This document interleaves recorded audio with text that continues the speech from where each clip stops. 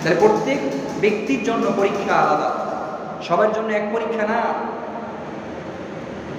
আল্লাহর যে যত কাছে তার পরীক্ষাও তত, আল্লাহর যত প্রিয় বন্ধু হওয়া যাবে তার পরীক্ষাও তত বেশি হবে। এজন্য দেখবে যারা নেক পথে চলে বেশি, ভালো কাজে থাকে বেশি, সঠিক পথ যারা অনুসরণ করে তাদের পিছনে পরীক্ষাও তত বেশি। আল্লাহর যে যত প্রিয় তার পরীক্ষাও তত বেশি। এজন্য পৃথিবীতে সব থেকে নির্যাতিত হয়েছিলেন নবী ও রাসূলুল্লাহ পয়গম্বর।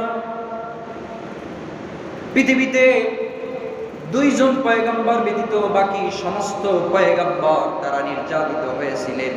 প্রত্যেকের উপর পরীক্ষা এসেছেন, এত পরিমাণ পরীক্ষা, সেই পরীক্ষা যদি একটা পরীক্ষা তামাম পৃথিবীর সমস্ত মানুষকে বন্ধন করে দেওয়া হয়, সমস্ত মানুষ ধ্বংস হয়ে যাবে, তারপর পরীক্ষায় পাস করতে পারবে না। পৃথিবীর ভিতরে সব থেকে যারা পরীক্ষায় যারা অংশগ্রহণ করেছিলেন, সব থেকে যাদের উপরে বিপদ, নির্যাতন, জুলুম, অত্যাচার, ষড়যন্ত্র যত কিছু এসেছে, সব কিছু সব থেকে বেশি এসেছে পয়গম্বরদের উপরে, নবীদের উপরে। বলেন কাদের উপরে? নবীদের উপরে। কারণ তারা আল্লাহর সব থেকে নৈকট্য, আল্লাহর সব থেকে প্রিয়, তাদের থেকে প্রিয় আর পৃথিবীতে কেউ নাই। এজন্য তাদের উপরে বেশি পরীক্ষা এসেছে।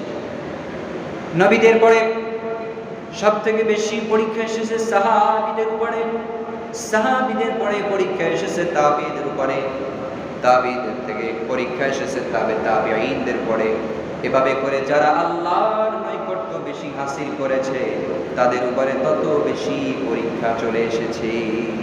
এজন্য পরীক্ষা আসবে, এটা আল্লাহর পক্ষ থেকে। কার পক্ষ থেকে? ধৈর্য ধারণ।